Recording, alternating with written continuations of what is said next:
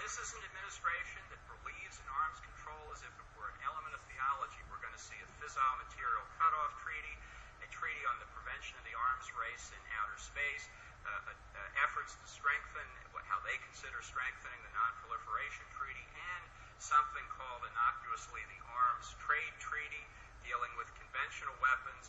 The hidden agenda for many groups supporting that treaty has nothing to do with real conventional weapons being shipped internationally. It has to do with the limitation of the prohibition on the private ownership of firearms, and that is something all of us here need to keep our eye on and to watch as it comes forward.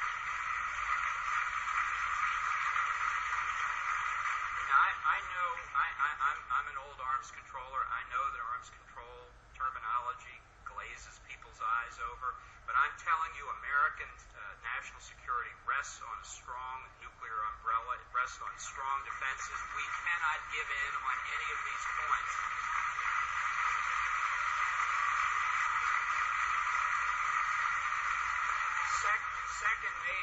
Second major thing coming from the Obama administration is the continued pursuit of what today is euphemistically called global governance. No more global government. They know that sets people off, so they've got other phrases they use. But many of these proposals will result in palpable reductions in American sovereignty and need to be resisted. And this is something that will have differences with our friends in Europe. We need to understand that. We in this country are sovereign, we the people. So when you hear the media and academics talk about the need to share sovereignty in a complex world, they're saying you have too much control over your government. And you need to share some of that with international organizations. I don't need to say any more on that point, but let me just quote to you so that it's clear where this is coming from comments made by the new President of Europe, Herman Van Rompuy of the European Union, on November the 19th when he took office. Europeans take the presidency of Europe seriously, so I suppose we should. But anyway, Herman Van Rompuy said, and listen, this was before Copenhagen, but he said 2009, remember that epic year that the president talked about? 2009 is also the first year of global governance, with the establishment of the G20 in the middle of the financial crisis. The climate conference in Copenhagen is another step toward the global management of our planet. Now, nobody in Europe laughed when their president said that. And it's important when you remember the adulation of one student after a speech the president made on his first European trip. He said, in his voice, he sounds like a European. That's where the problem is. We're going to see more efforts on climate change. The collapse in Copenhagen has not discouraged the advocates. And, this is something that we need to be concerned about, whatever you think about the extent of global warming, whatever the extent you think about its man-made causes, because the people who support the sorts of state control, state regulation, and international taxation that were being talked about in Copenhagen would advocate those same policies whether the problem was global warming, global cooling, or the Earth's temperature wasn't changing at all. This is a statist agenda we have to reject.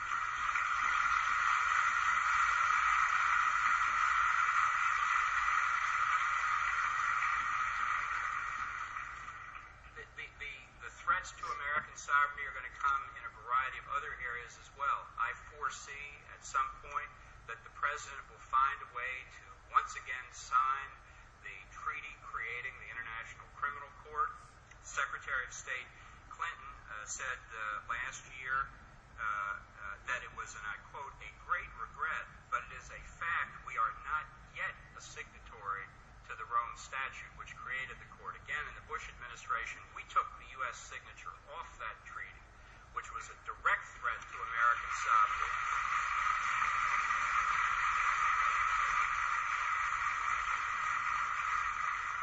Something President Bush cared personally about. We obviously can't stop the president if he re-signs the treaty, but if he submits it to the Senate, this is another die-in-the-ditch issue for conservatives. That treaty needs to be defeated by the biggest majority that we can make.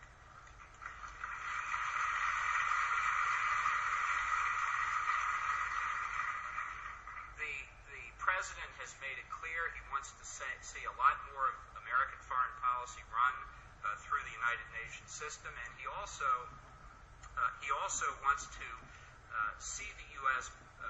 Perceived as more engaged internationally.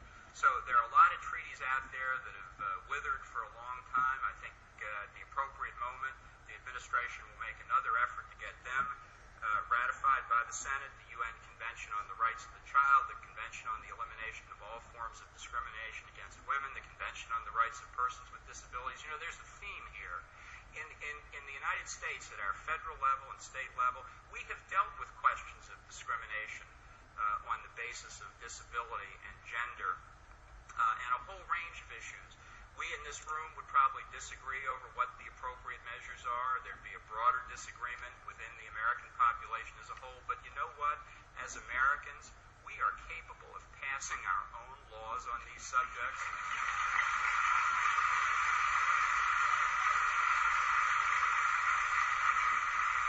You do not have to have a substantive position on these treaties or questions like the death penalty or anything else to say they are not matters for international negotiation. They are matters for democratically elected governments like ours to decide on our own.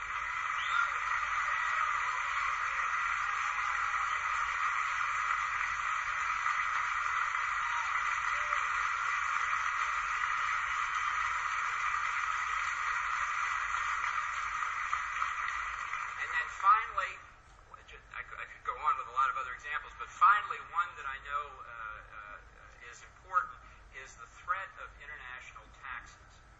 Now, the UN and other international bureaucracies despise the American system where Congress has to appropriate money to pay our assessments and pay expenses of these organizations because Congress is so uncooperative. So they have looked for years to find ways to fund international organizations without having democratically elected representatives make decisions.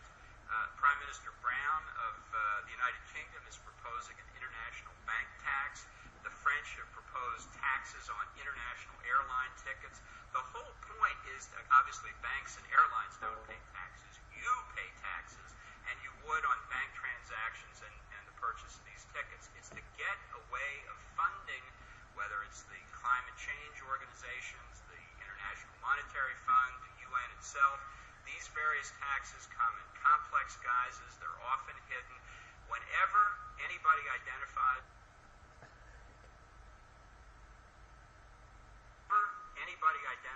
one of these taxes, it doesn't matter what the purpose is. It doesn't matter how grave the situation.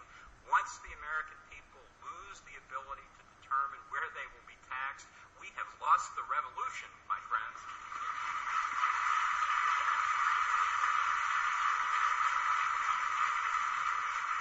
So let me conclude. You know, many reporters ask the question, are we more secure today than we were a year ago? I don't have any trouble saying we weren't, but honestly, that's not the right question. The real question is that President Obama continues the kinds of policies he's been pursuing so far. The right question is, how secure will we be 3 years from now compared to when he was inaugurated? And that is the most troubling aspect of all. What we need to do is keep up the debate for the next 3 years, not be distracted by other issues. We need a sustained, unremitting effort until 2012 when we can evaluate our presidential candidates based on their ability to defend our national security. And our message to President Obama in the meantime should be this: we will not let you reduce American sovereignty.